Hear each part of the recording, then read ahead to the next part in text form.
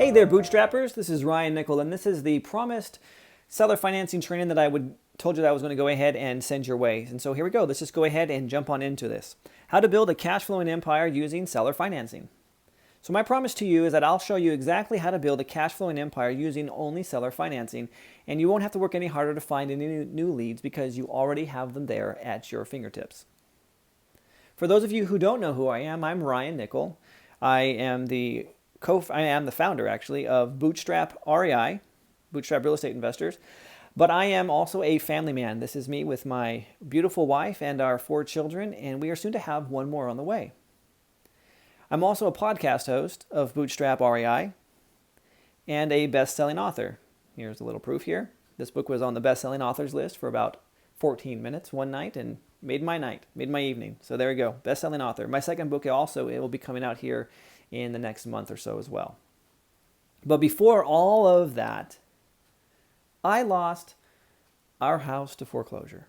My family and I, we lived in Idaho. This was my dream home. I had a mortgage company. I was able to purchase this home. It's right off the river, off the Snake River in Idaho. I was able to walk to the river to go fishing.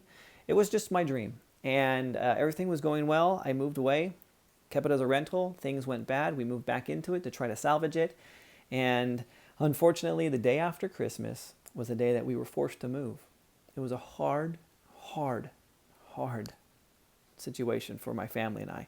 My wife was pregnant with our second, and we had a 1-year-old, and we were forced to move the day after Christmas. In fact, that year was so poor for us that we could not afford a Christmas tree. My wife went down to the stationery store and bought several sheets of construction paper, green construction paper, and taped it to the wall so that we would have some kind of a semblance of a Christmas tree. It was a dark time in our married life and also my professional life. And then in 2014, this is 4 years after we lost our home, I actually lost my job. My wife posted this on Facebook. We lost an important part of our family last week, Ryan's job. He's an incredible marketer and is on the lookout for a new job. I figure it can't hurt to put this out to the world. So this was on August 18th, 2014. I had a friend of mine reach out to me and he said, "Hey man, why don't you get back into real estate?" Now, up until this time, I had vowed never to go back into real estate because it hurt so bad when we lost our house. And I did not want to go through that again, especially now when I have a family. At this particular point in 2014, we were pregnant with our 4th. And so my family had grown just a little bit, actually doubled in size. And I did not want to go through that same heartache that we had gone through before. But I did what every good, hardworking, scared, out of his mind father would do. Jumped into food stamps. It was the very first time I had realized I had no other options. I didn't know what to do, and just went in and applied for unemployment and food stamps just to make sure that my babies and my wife had food on the table. And then you look at the date here, September 17th, 2014, not even a full month later, I am a real estate investor. And I announced to South Lake Tahoe, where I was living at the time, "Tahoe, I buy houses, any condition and any price." And that's where it began. I began to make my journey back into real estate. And during that process, I did not do it alone. I had a mentor. And we were struggling to make ends meet in Tahoe with the food stamps, with our rent, and with real estate not going the way that I wanted it to go, or even knew how. And my mentor is all the way across the United States in Georgia. And he said to me, "Ryan, if you come out to Georgia, I guarantee that you will be a success. But I need you to be here with me so that I can show you what you don't know and walk you through the process." And honestly, I did not know what I didn't know. So what I did was I kissed my wife and kids goodbye, packed up the car, and a week before Thanksgiving, drove all the way out with my 1999 Nissan Sentra to Savannah, Georgia. And out there, I met my mentor, and I slept on his back floor in his office. And for the next 3.5 weeks, I went to work, and it paid off. I got my first deal done with no money, no credit, and no banks. Here's my first check. It was December 19th. I had been there just about a month, and I got my first check for $20,000. Now, I was scared when I got this check because I didn't know if they'd cash it or not, because the person who had this check filled it out with my last name with an S on it. My last name is singular, Ryan Nickel, like 5 cents, no S. And so I was worried that it wasn't going to cash, but it cashed. It was great. But anyway, 3 weeks into it, and I made my first deal, $20,000. Totally changed my life. I'm like, okay, that's it. I'm in. Woohoo, let's do this. Called my wife up. I said, baby, pack your bags, pack the house. I'm coming home, and we're moving to Georgia. And that's exactly what we did. And we went off, and we did many more deals there in Georgia. And I'll continue with the story later, but this is where it all started right here. I realized that it could be done. This was my very first shut-up check. And what I mean by a shut-up check, this is what my mentor called it. He said, these are shut-up checks. These are, one, to tell your mind to shut up and to trust the process because look at the money you're making. And two, to tell everyone else in the world to shut up. I've made this money. I can do this. All the naysayers, all the doubters, all the people that didn't believe that I could do this, they can shut up because check this out. They don't got $20,000 like I do from one single deal. And that's where life changed for me, for the best, for the better. So imagine what your life will be like when you're able to make money in real estate with no money, no credit, and no banks or any lenders. You're able to close more deals because you know how to structure them using seller financing terms, and you'll never have to walk away from a lead again. You know, the skinny leads, the ones that oh man, I wish there was more margin so I could wholesale these out to a flipper. You don't have to do that anymore. These are perfect opportunities for you to use seller financing opportunities or seller financing techniques to get these properties in your portfolio. So my results, they're not typical. I'll walk you through several case studies of the deals that I've done and that I've partnered on with some of my students. But please understand that my results, they're not typical because it's up to you to take your own action and do your own work. I was willing to do the work. I paid money for this mentor, money I didn't have. I put it on credit cards, and I drove across country. I slept on his floor in the back office.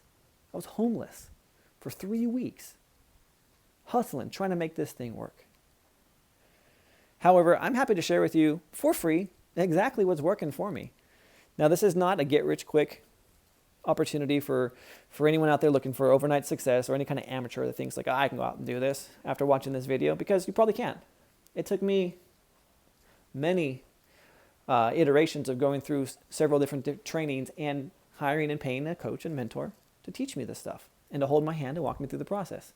So again, my results are not typical, but I'm going to share everything I'm doing with you for free. So this is what we're going to cover. I'm going to go over 3 secrets with you. We're going to identify the seller's problem. That's secret number 1. Secret number 2 is never buy until you know something is sold. That was a huge one for me. Secret number 3, only do all-inclusive profit deals. That's all I do.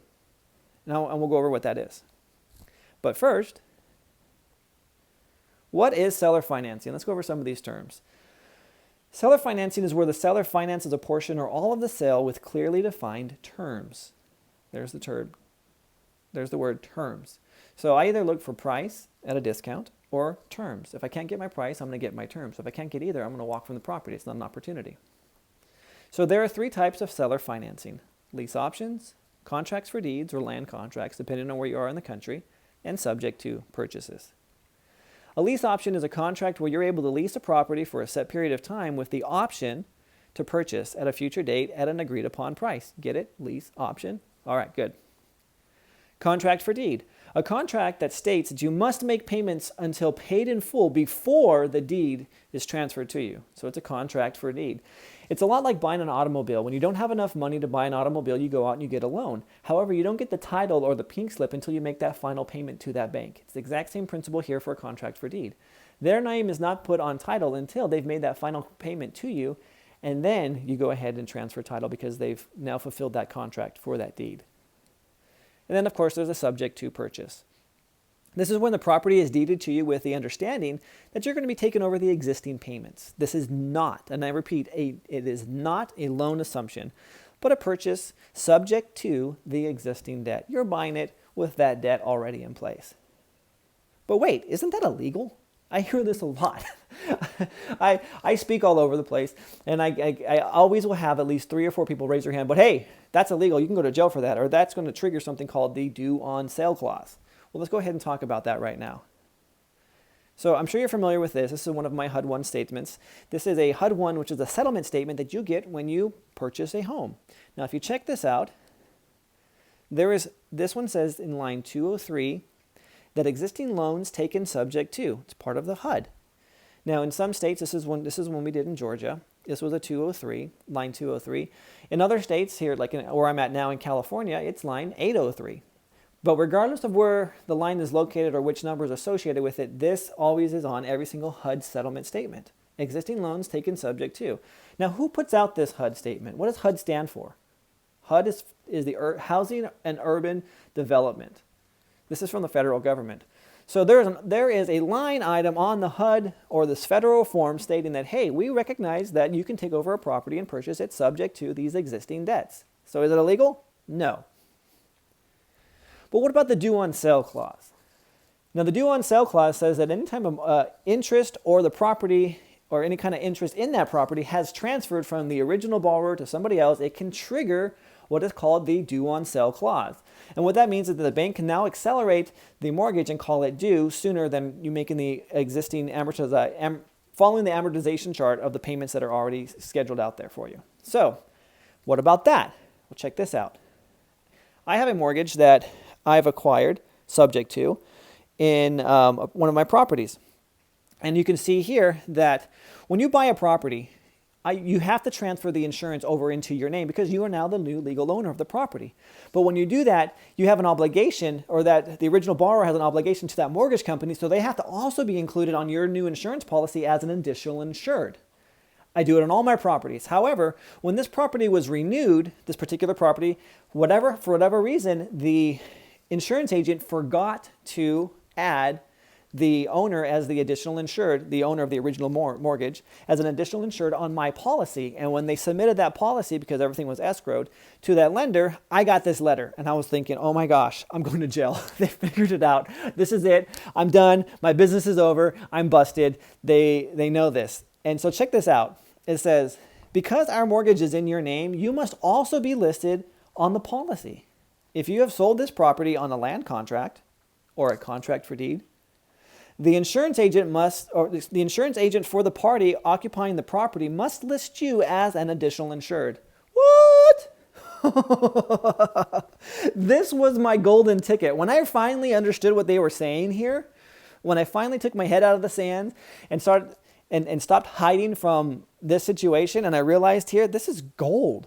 This is my golden ticket. They are telling me, hey, Ryan, we understand that you purchased this house on a contract for deed, or that you sold it this way, or the seller has sold it this way.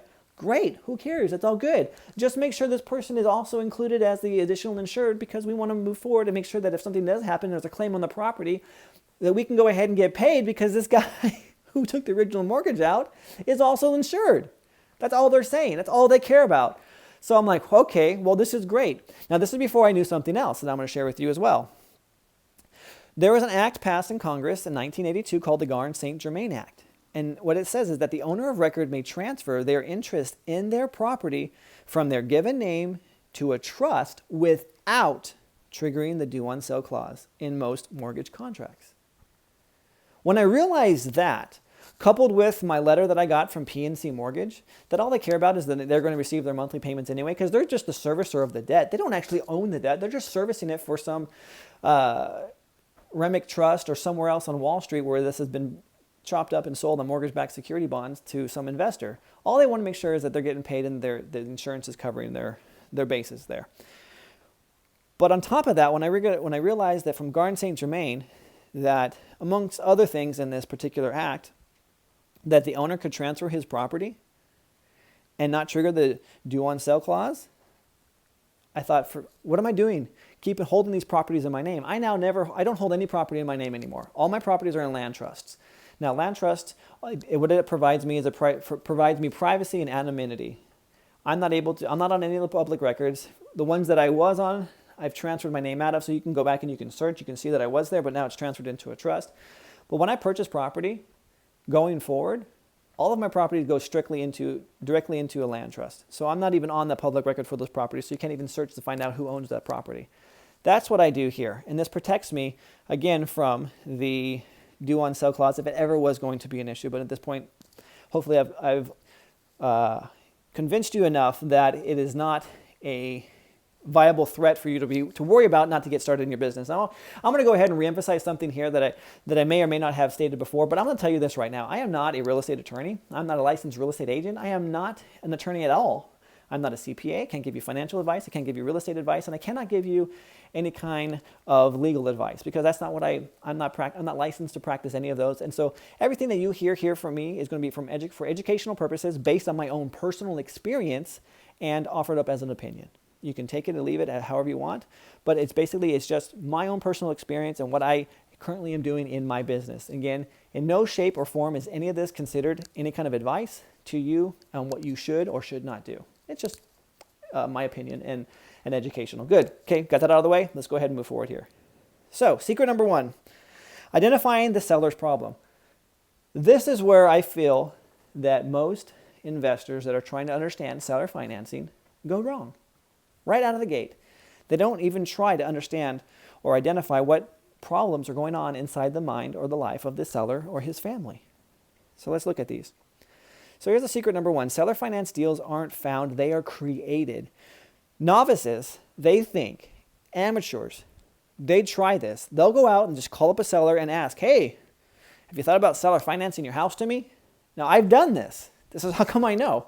That's what I used to do. I used to cold call people on Craigslist because they had their house for sale by owner. Hey, I'm interested in buying your house. You want to seller finance it to me? First off, most sellers don't even understand what seller finance means. They just want the end result. They want their house sold. And it's up to you to find out how you can solve that problem. So you must go around, you must find out what a seller's problem is and then go about solving that problem through real estate. And that's all I've ever done. Once I realized that I was doing things wrong, again, my mentor had to set me straight on this one because I was tenacious and I was just going after and just calling and just asking people to sell me their house on terms, on payments, without ever getting into their situation to find out why that would or wouldn't work. I mean, I didn't know what they needed the money for. I didn't know if they were, going into a retirement home and they needed the money or they were paying for a surgery or something like that. I mean, just didn't know. So and there are some cases where they just can't do that. They need that money for some other reason. So they cannot sell to you on terms. But without knowing that, I was wasting my time. So here's what I mean. These are some of the types of problems that you'll be able to uncover when you start talking to these sellers. There's job transfers, there's divorces, there's tired landlords that are, they evicted, they've had trashed houses because of tenants. House is going through probate, someone has died. They've inherited it, they don't know what to do with it, they can't afford it. There might be a mortgage on it. Pre-foreclosure, these are the houses that are currently behind on payments. Then they're getting ready to be foreclosed at auction. Bankruptcy, they need money but they can't show the income. They have to hide their income for some reason or another. They want to avoid capital gains tax. There's a job loss. There's no equity. They're upside down. I own many properties that are upside down. These are great cash flowing opportunities for me because I know how to structure properly seller financing terms for both me as the owner and for the buyer that I end up selling it to. Plus many, many, many more. Problems are abundant as the day is long. So here's one particular house that I purchased. This couple was going through a divorce. They owed at market and they were behind 2 months on payments. And this one here, this gentleman had gone through bankruptcy. His mother's income was used to pay the bills.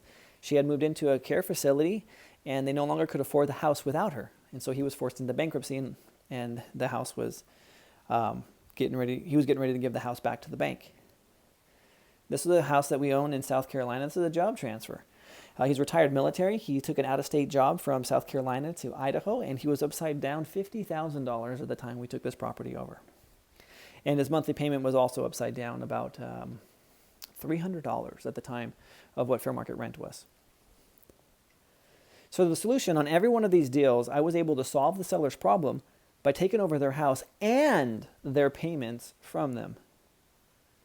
My profit on this first one, the one with the bankruptcy, was $5,000 to me plus $403.22 a month cash flow. This other house where the couple were going through a divorce, profit to me was $12,240.48 to me plus $200.93 a month in cash flow.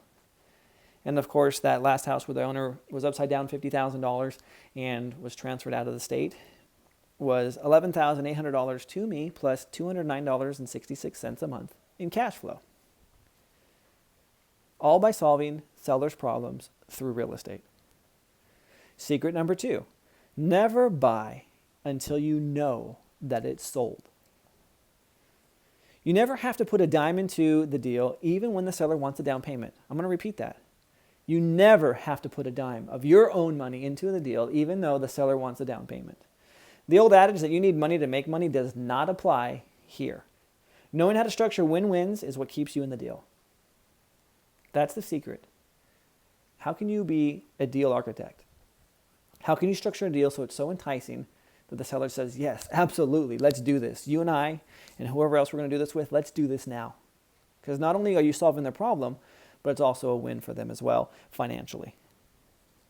So here's a house that I purchased. The husband, he had broken his neck and he couldn't work. The wife had cancer and she was in remission, and they couldn't show any kind of lump sum increase from the sale of the house because they would lose their medical, and they wanted $20,000. In fact, after he had broken her neck and she was diagnosed with cancer, they had completely depleted their entire life savings and all of their assets in order to fund her cancer treatments. Once they were finally broke and destitute, the government stepped in and said, oh yes, of course we will help you, of course, now that you have nothing left over. And at this point, they needed to sell their house and they had a little bit of equity, and they said, look, you know what? We cannot show this income because if we do, my wife loses her cancer treatments, and I cannot have that happen. And so he wanted $20,000. So I had to figure out how to do that. That was my challenge. This one here was a home that was in pre-foreclosure. Mom had owned it. She had moved back home she lived somewhere by Thailand. I think it was Burma is the exact area. But she had moved out of the country to die, as unfortunate as that sounded. And the house was in foreclosure. She had given her daughter power of attorney, and she wanted $6,500 because where she lived in Burma, $6,500 would pay for all of her expenses, medical and burial expenses as well. This was a tired landlord.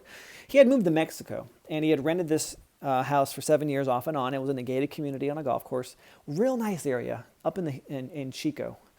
Real exclusive area. He had tried to sell the house and it had been vacant for 7 months. Now his holding cost was $2,000 a month. Now you're talking $14,000 that he had just thrown away, that he'll never get back every single month as he's holding this house trying to sell it on the MLS. And it just wasn't working. And he wanted $25,000 down in order to do some kind of seller carry. So the solution on every one of these deals was that I was able to find a buyer who was willing to give the seller exactly what they wanted and still had extra money to pay me for structuring the deal. That is true salesmanship. That is understanding both needs of both the seller and the buyer, putting them together and making it a financial win for everybody involved, including myself. So my profit on the gentleman who broke his neck, $650 to me plus $185.59 a month. Now that one, that $650 may not seem like a whole lot of money for someone to want to go ahead and work that deal out. But for me, the back-end equity strategy on this deal is far greater than that initial $650. And see, you don't always need to get a lot of money up front. Your other deals can offset the one or two that you take that only get you $200 or $650. Same here with this other one that was the lady who's going home to die in Burma. $2,500 to me initially plus $288 a month. Now the one in Chico, where the gentleman wanted $25,000 down, he got that. And I was able to also get $17,500 to me. Now there's no monthly on this one because the landlord in Mexico thought, hey, it's all good, Ryan. You set it up, you structured it. It's good. I'm going to go ahead and get paid monthly on this one. Don't even worry about it. I don't need you kind of a thing. But hey, I'm okay. I got $17,000 on this particular deal. So I didn't need to be there getting any kind of overage on that monthly payment. So secret number 2, satisfied? Let's go to secret number 3, only do all-inclusive profit deals. What does that mean? When I was getting started in real estate, now I had a mortgage company. I came from a traditional banking finance background. Didn't really truly understand the whole investment banking aspect of it, as far as going into funding flips and doing long-term holds and things like that. So when I got into this, I thought, okay, you know what? You're going to have to grind. And that's just wholesale. You're wholesaling, you're grinding out every single day. You're trying to find these deals you can go ahead and you can sell to a flipper.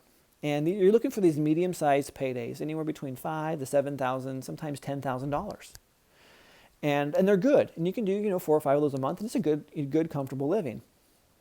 But the more I talk to wholesalers, the more that I learned is that, hey man, I'm only going to be doing this for about 5 to 7 years. And then after that, I'm going to jump into sometimes it was like 3 to 5 years. They're like, I'm going to be a flipper, man. I'm going to be a flipper because that's where the real money is made. And that's where the growth. So they're talking about flipping. They're looking large paydays, looking 20, 40, 50, 60. And in some cases out here in California, I got guys that are making 100 grand per flip. Now those are rare because there's so much competition out here, but these are bigger paydays. $50,000 is very common on a flip. And then, and some of these flippers that I've talked to, the more I've talked to them, it's always like the grass is greener on the other side. It's like, oh man, I'm going to keep on saving my money. I'm going to keep on doing all these flips so I can build up enough cash flow or enough cash so that I can go out and buy some cash flowing properties so that I can eventually sit back and retire. And that was looking like a trajectory of like, hey, this is going to be like a 15 to 20 year plan. I got to flip here. So if they're into it for 5 years, doing a wholesale grind, and then they get into it for 15 years, and they're doing the flipping aspect of it, now you got 20 years invested so you can finally start buying some property. And they're like, it's going to take me about 10 years of buying these properties free and clear and paying off more as we go to get enough cash flow that I can sit back and retire and go, hey, you know what? I got mailbox money coming in. I'm good. I can hold these properties and get these small monthly paydays. And I thought to myself, man, that's kind of a long trajectory here. You know, so I'm looking at 25, 30 years. That's a whole career. Here I am at 30. When I started this at 35, I'm like, I don't know if I got, to 65 to wait for all of this stuff. Plus, I didn't know anything about flipping and doing all that stuff. I just try to do a few, and I've, lost my hat on a few of those. But anyway, so there was this progression that these real estate investors were unconsciously following. It was this grind to grow, to get to this gold. In other words, they were going to wholesale until they made enough money to flip, and then they were going to flip until they made enough money to hold, to buy some hold properties. And all revolved around this different size of paychecks, medium size, large, and small monthlies. And so what I discovered is that the seller financing is the perfect 3-in-1 strategy, because seller financing allows for you to have small monthly cash payments. This is your cash flow. On average, I'm about $250 per door on my monthly cash flow. I get medium-sized paydays. These are the move-in down payments. So before anyone moves into one of my properties, they have to pay me a down payment. I'm getting anywhere between $5, $10, $15, sometimes $20,000 on a down payment for someone to move into one of my properties. And then, of course, the large payday. This is the equity when they cash me out. So sometimes this does happen. I have someone that's been living in my house for a couple of years, and they said, hey, you know what? I'm going to go ahead and get a loan because I'm going to refinance this property. And there's equity in there. And I'm going to get large lump sums of $40,000, $50,000 paychecks when they refinance and cash me out. This all came from one deal. So you don't have to kill the golden goose, per se. You buy a property, you get all of them. You don't have to wait 30 years to experience all of this. You can get it all done in the same transaction, which is why I love seller financing. It allows me to get small monthly payments, medium-sized paydays as their down payments, and plus large equity transactions in the future when they cash me out. If they do cash me out, and I don't care if they don't, that's okay. Because for me, my business model is not structured around those future equity payments. It's about cash flow now. So here's the best part about seller financing is you can buy and you can sell using seller financing. When you buy and sell using seller financing, you're able to do it all without any of your own money. That's the key. The best part is when you sell this way, that you're still going to get monthly income without all the hassle of being a landlord. That's right. The buyer pays for the repairs, the upkeep, the maintenance, the taxes, the insurance. I don't do any of that. In fact, I have properties right now that the taxes have increased on these properties. And one of them in particular has increased $2,000. And it's due here at the end of the year. I went ahead, snapped a picture of it, sent it to the buyer last night, said, hey, got this in the mail. Merry Christmas. And he's like, oh, are you kidding me? I was like, yeah, man, tough timing. I'm sorry, but taxes are due. And I just got the notice today. There's some supplemental taxes on this property that weren't paid by your escrows. And again, by your escrows, it's the escrows that he's currently paying right now. And it's interesting. I love how these mortgage companies or these servicers, because I have multiple properties that I've been hit with this year with, we've adjusted the escrow. We did an escrow assessment and there's a shortage. And so what? I just pass it on to my sellers. I'm not a landlord. I don't have to deal with that problem. That's not my problem. My buyers. I pass it on to them. And that's the beautiful part about this. I still get paid monthly. They're the ones that have to shoulder the burden of all the upkeep, maintenance, repairs, taxes, and insurance because they are the buyer. Ultimately, they are the buyer of those properties. So there are two takeaways. I want you to know that your acquisition strategy, know what it is when you're buying a property, and then also know your exit strategy. How are you going to sell it? So one, know how you're going to buy, and two, know how you're going to sell, all by using seller financing techniques.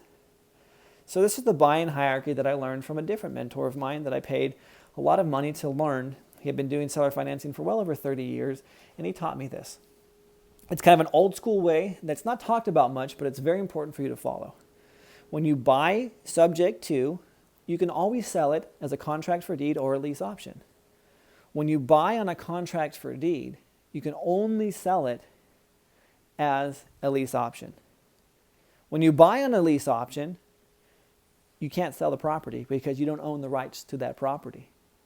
You can only assign your lease option for an assignment fee. Now, if you follow this buying criteria, this buying hierarchy, you'll never go wrong. I've made a mistake one time. That's all it took. It was the most painful experience of my investing career when it came to my integrity and doing what I said I was going to do.